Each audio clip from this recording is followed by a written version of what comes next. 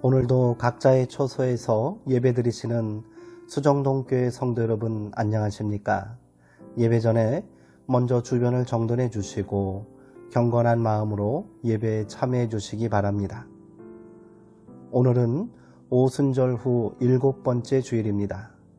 이제 오순절 후 7번째 주일에 드리는 수정동교회 주일 예배를 시작하겠습니다. 경건한 마음으로 다 함께 묵상 기도하시겠습니다. 오라 우리가 여호와의 산에 오르며 야곱의 하나님의 전에 이르자. 그가 그의 길을 우리에게 가르치실 것이라. 우리가 그 길로 행하리라 하리니 이는 율법이 시온에서부터 나올 것이요 여호와의 말씀이 예루살렘으로부터 나올 것임이니라. 아멘.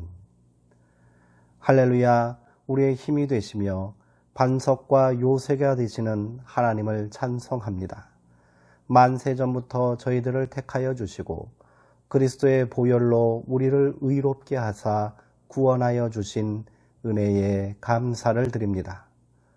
오늘도 예배하는 저희들을 기억하사 자비로운 자에게는 주의 자비를 보이시며 완전한 자에게는 주님의 완전함을 보이시고 심령이 깨끗한 자에게는 주님의 깨끗하심을 보여주옵소서. 은혜를 사모하는 모든 성도들에게 참된 만족과 평안을 주옵소서. 모든 영광을 홀로 한 분이신 하나님께 돌리오며 예수님의 이름으로 기원하옵나이다. 아멘. 이제 다 함께 찬송가 187장 비둘기같이 온유한 찬송하겠습니다.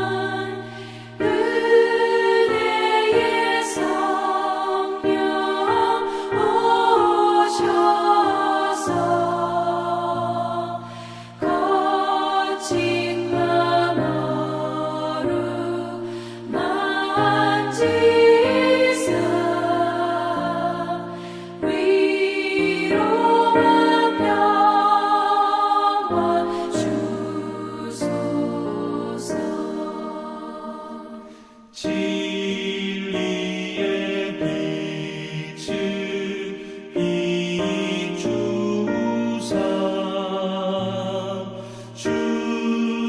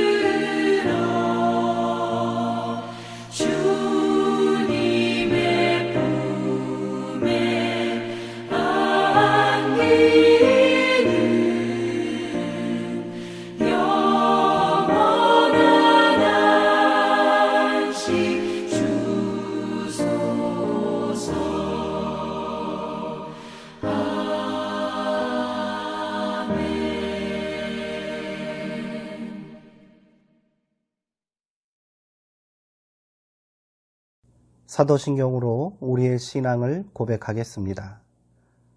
나는 전능하신 아버지 하나님 천지의 창조주를 믿습니다. 나는 그의 유일하신 아들 우리 주 예수 그리스도를 믿습니다. 그는 성령으로 잉태되어 동정녀 마리아에게서 나시고 본디오 빌라드에게 고난을 받아 십자가에 못 박혀 죽으시고 장사된 지 사흘 만에 죽은 자 가운데서 다시 살아나셨으며 하늘에 오르시어 전능하신 아버지 하나님 우편에 앉아 계시다가 거기로부터 살아있는 자와 죽은 자를 심판하러 오십니다. 나는 성령을 믿으며 거룩한 공교회와 성도의 교제와 죄를 용서받는 것과 몸의 부활과 영생을 믿습니다. 아멘. 이제 공동 기도문에 따라 다 함께 기도하시겠습니다. 교회의 머리가 되시는 주님, 저희들을 십자가 보혈로 거듭나게 하시고 성도로 불러주심에 감사를 드립니다. 우리에게 좋은 교회를 허락하여 주셨으며 좋은 목자를 만나게 하셨고 좋은 교우들과 더불어 한 소망을 품고 한 분 하나님을 섬기게 하셨습니다. 이 시간 예배드리는 모든 이들에게 축복하여 주옵소서. 위로가 필요한 자에게는 하늘의 위로를 주시고 용기가 필요한 자에게는 주님의 능력을 더듬혀 주옵시며 지혜가 필요한 자에게는 성령의 지혜로 충만하게 하옵소서. 우리와 함께 하시며 연약한 우리를 도우시는 예수님의 이름으로 기도드립니다. 아멘. 오늘 우리에게 주시는 하나님의 말씀은 사무엘하 15장 17절에서 23절까지 말씀입니다. 구약성경 487쪽에 있습니다. 이제 제가 하나님의 말씀을 강독하겠습니다. 이것은 하나님의 말씀입니다. 하나님의 말씀에 경청하시기 바랍니다. 왕이 나감에 모든 백성이 다 따라서 벤메르하게 이르러 멈추어 서니 그의 모든 신하들이 그의 곁으로 지나가고 모든 그렛 사람과 모든 블렛 사람과 및 왕을 따라 가드에서 온 모든 가드 사람 600명이 왕 앞으로 행진하니라. 그때에 왕이 가드 사람 이때에게 이르되 어찌하여 너도 우리와 함께 가느냐? 너는 쫓겨난 나그네이니 돌아가서 왕과 함께 내 곳에 있으라. 너는 어제 왔고 나는 정처 없이 가니 오늘 어찌 너를 우리와 함께 떠돌아다니게 하리요. 너도 돌아가고 내 동포들도 데려가라. 은혜와 진리가 너와 함께 있기를 원하노라 하니라.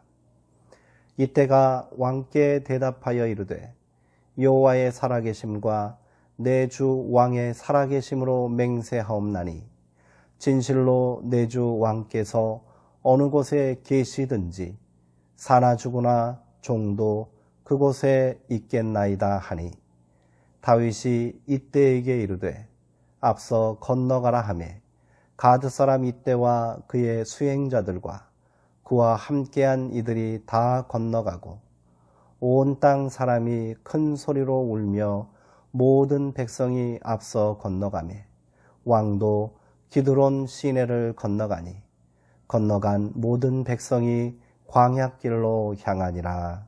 아멘.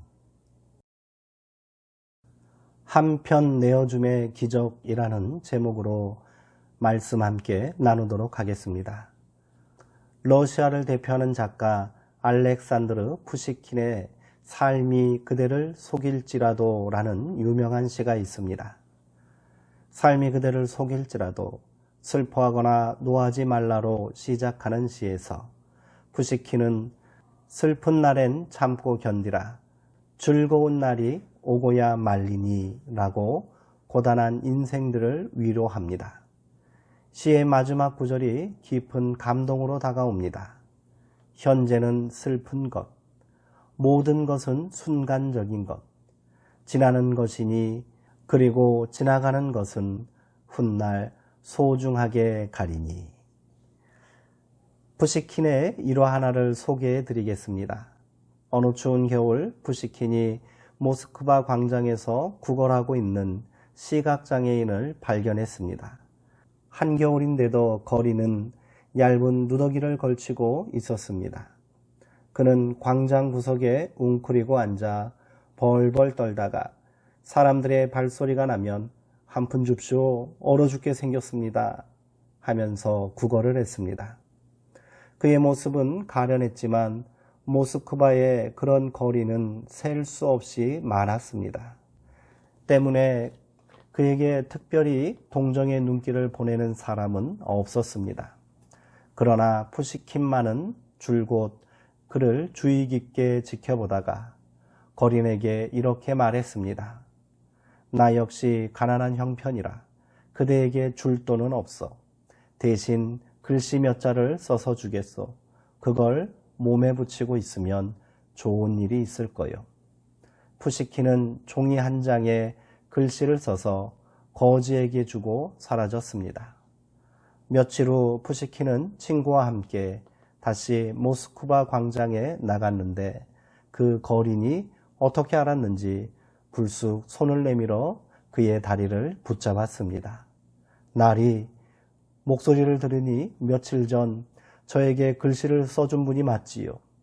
하나님이 도와서 이렇게 좋은 분을 만나게 해주셨나 봅니다.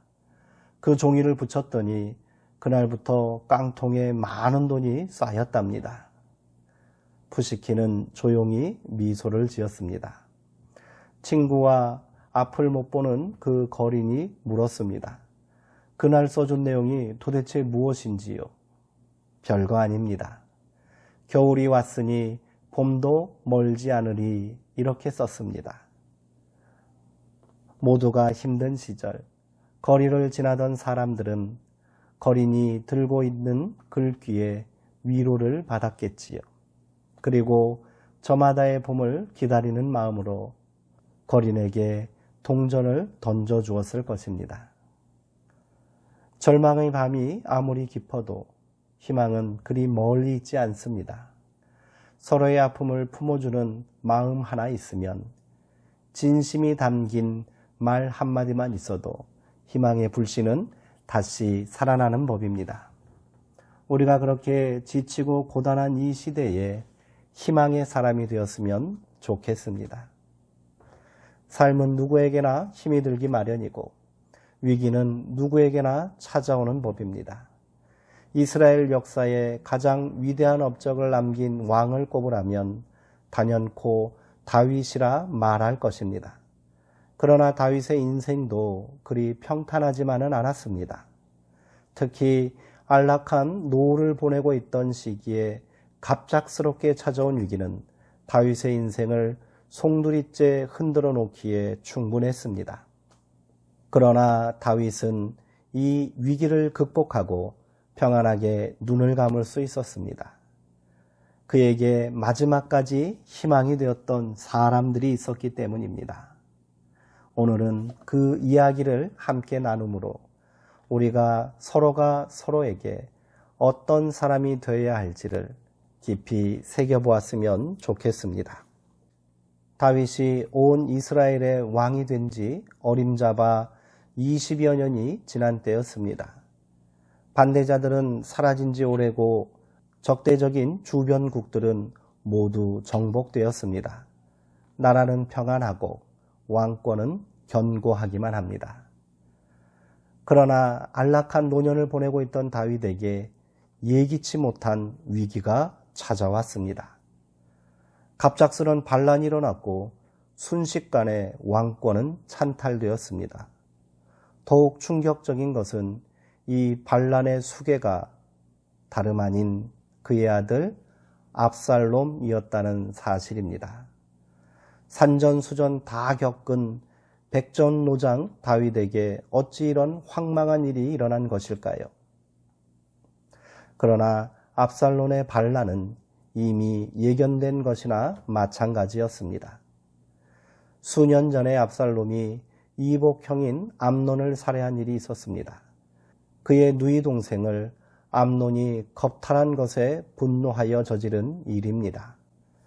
형제간에 있을 수 없는 참담한 사건이 일어나는 동안 다윗은 아버지로서 역할을 제대로 하지 못했습니다.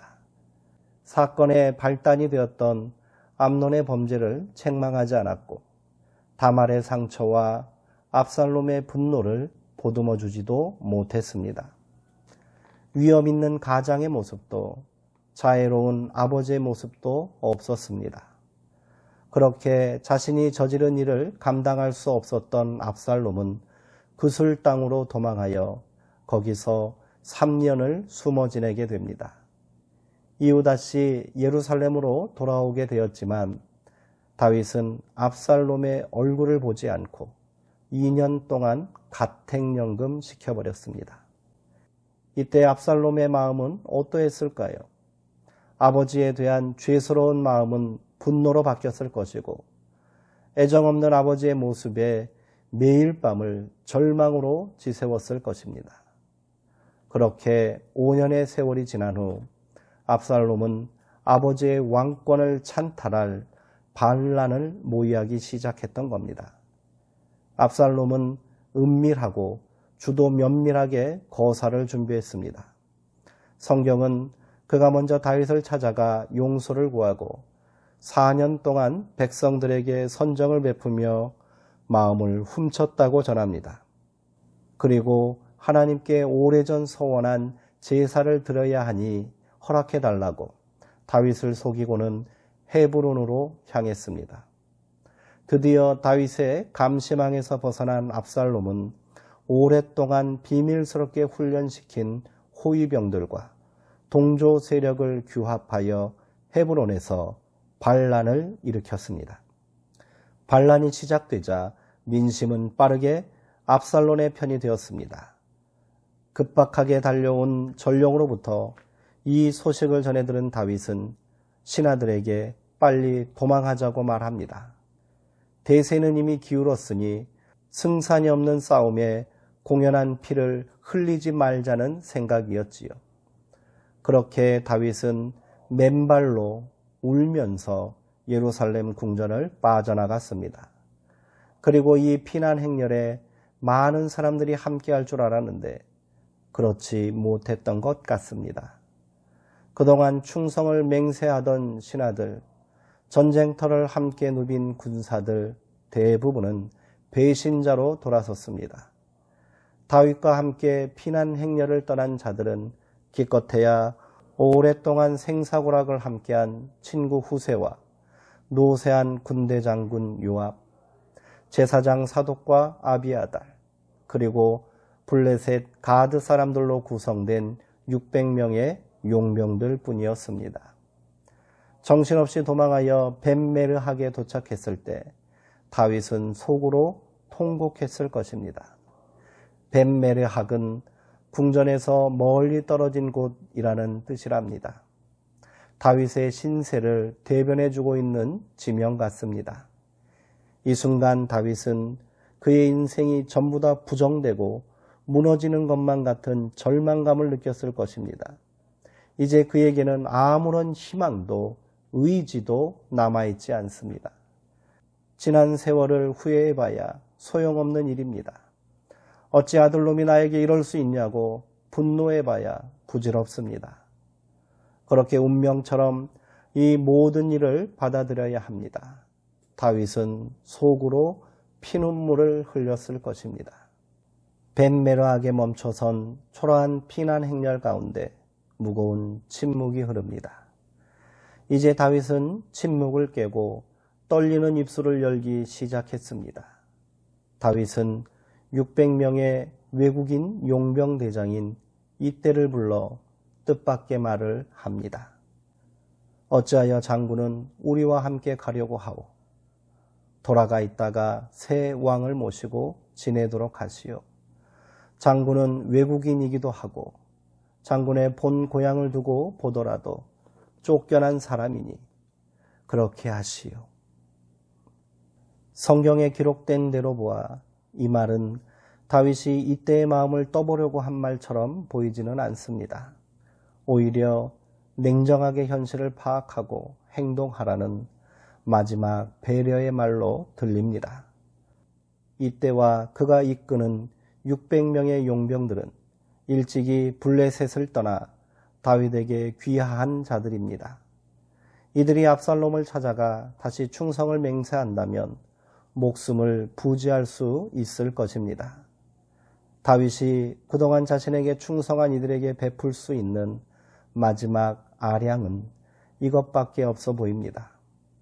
언약궤를 메고 온 제사장 사독과 아비아달에게도 궤를 들고 다시 예루살렘으로 돌아가라고 말한 것도, 오랜 친구인 후세에게 압살롬에게 가라한 것도 같은 맥락처럼 들립니다.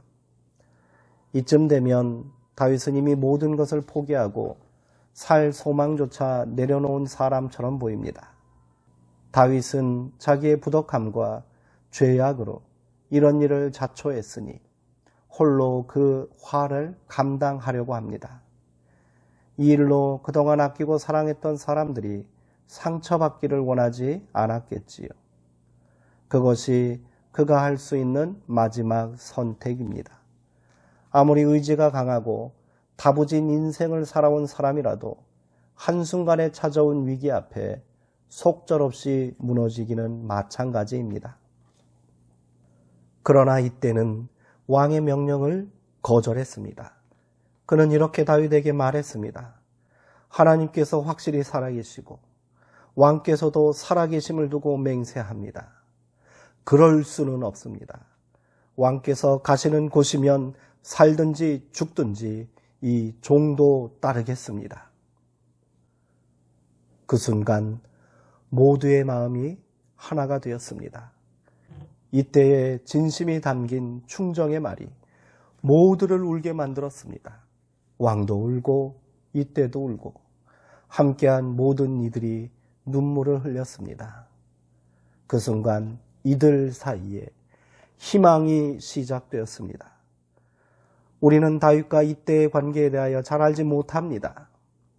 그러나 광야의 도피 생활에서부터 생사고락을 함께한 형제들에 비할 수 없고 수많은 전쟁터를 누빈 용맹스러운 정예부대에 비할 수는 없을 것입니다.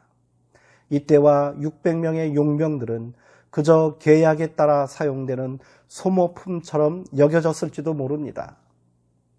이전에 충성스러운 용병 대장이었던 햇사람 우리아를 다윗이 어떻게 죽였는지 우리는 잘 알고 있습니다. 이때도 이런저런 견제와 차별을 경험했을 수도 있습니다. 이런 이유로 해서 다윗은 자기를 따라온 이때가 더없이 고맙기는 했지만 이렇게 우직하고 충성스러운 부하의 안위조차 책임져 줄 수 없다는 미안함에 예루살렘으로 돌아가 압살롬에게 투항하라고 말했는지도 모르겠습니다. 그러나 이때는 끝까지 다윗의 편에 서겠다고 고집합니다. 그는 하나님과 왕의 이름 앞에 맹세하며 그 길이 비록 죽음일지라도 끝까지 다윗과 함께 하겠다고 말합니다. 마지막 순간 내 편이 되어줄 한 사람이 있다는 사실은 이렇게 큰 위로와 힘이 됩니다. 이때뿐이 아니었습니다. 제사장 사독과 아비아달은 위협을 무릅쓰고 기꺼이 예루살렘으로 돌아가 왕의 평안을 위해 기도하겠노라 맹세했고 후세는 목숨을 걸고 적진에 위장 잔입하여 반격을 도모하겠노라 나섰습니다. 이들로 인해 다윗은 재기의 희망을 다시 다잡게 되었고 오래지 않아 반란을 진압할 수 있었습니다. 다윗이 다윗일 수 있었던 것은 이런 사람들이 있었기 때문입니다. 이들은 위기의 순간 다윗에게 희망이 되어 주었고 다윗은 용기를 내 그들과 함께 했습니다. 박남준 시인의 아름다운 관계라는 시가 있습니다. 시인은 불모의 바위 위에 털을 잡고 서 있는 소나무를 보고는 어찌 흙 한 줌 없어 보이는 저곳에 뿌리를 내리고 나무가 자랄 수 있단 말인가 하는 생각에 시를 쓰기 시작합니다. 처음엔 이끼들도 살 수 없었던 불모의 바위가 바람에 날려온 솔씨 하나를 품게 된 것은 바위가 늙어 품이 넓어졌기 때문이라고 말합니다. 비가 오면 바위는 굳은 몸을 깨는 아픔을 견디며 그 작은 것을 키우려고 애를 씁니다. 그 바위의 사랑으로 소나무는 마침내 푸른 그늘을 들이우고 새들은 날아와 앉아 노래를 부르게 됩니다. 이 경이로운 광경을 보며 시인은 자신에게 이렇게 묻고 있습니다. 뒤돌아본다. 산다는 일이 그런 것이라면 삶의 어느 구비에 나는 풀꽃 한 포기를 위해 몸에 한편 내어준 적 있었는가? 피워본 적 있었던가? 시인이 스스로에게 던지는 질문은 오늘 우리에게 묻는 질문이기도 합니다. 당신은 몸의 일부라도 헐어 누군가의 품이 되어준 적이 있었느냐고 말입니다. 이때는 다윗에게 그런 사람이 되어주었습니다. 이때가 다윗에게 내어준 것은 그저 평범한 위로의 말이 아니라 몸의 한편을 내어주는 뜨거운 마음이었습니다. 진심이었습니다.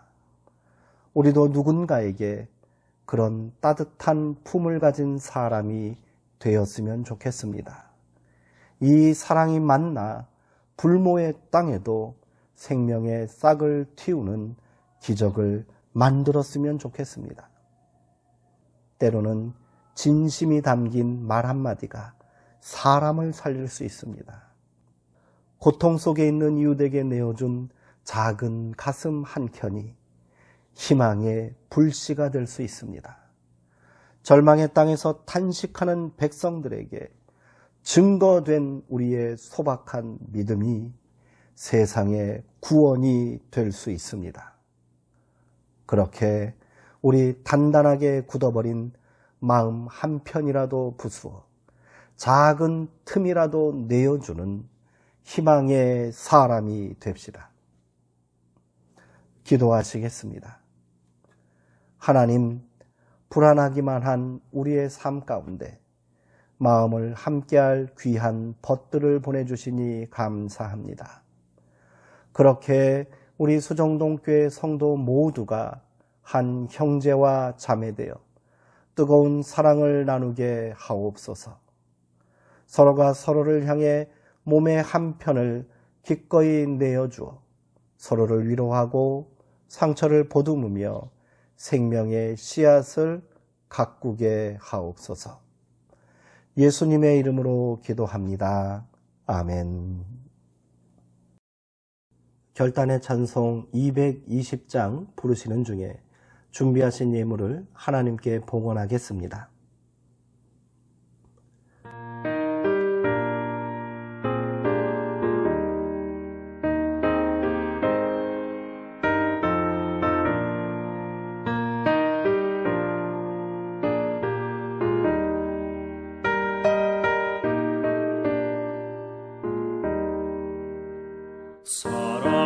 사랑하는 주님 앞에 형제자매 한자리에 그 시련에 생각하며 즐거운 찬송 부르네.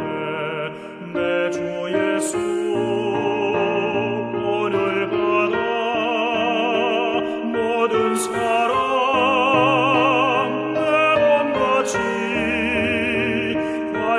근심 위로하고 진심으로 사랑하세.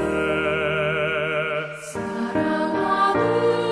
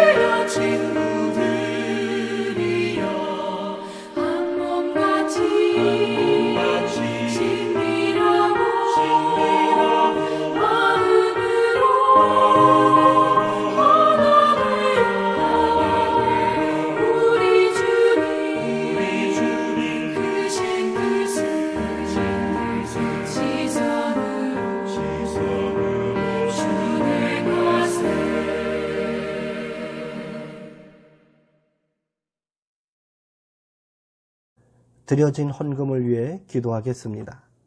사랑과 은혜의 하나님, 이 시간 우리가 정성과 마음을 다해 귀한 예물을 드리오니 기쁘게 받아 주옵소서.